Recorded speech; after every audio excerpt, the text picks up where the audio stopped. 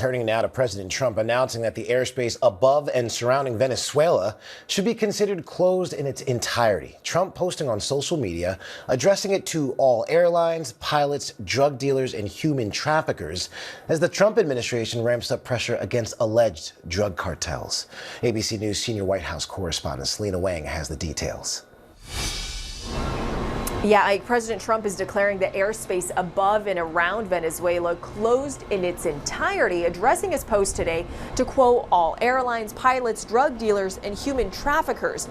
But Trump has offered no details on what that means, what kind of U.S. action could follow. But this week, during a call with service members on Thanksgiving, the president suggested that land operations against drug traffickers in Venezuela could be, quote, very soon. All of this coming just days after the FAA warned major airlines of a potentially hazardous situation over Venezuela, pointing to worsening security conditions and increased military activity.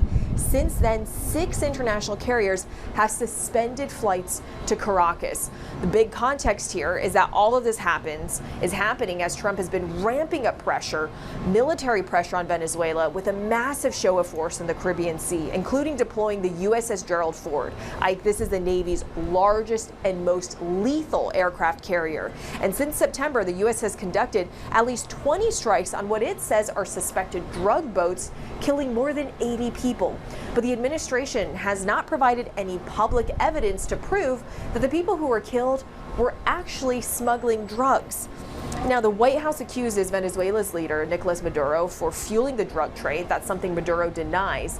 The State Department has now officially added Maduro and his government to the list of the world's most dangerous terrorist organization.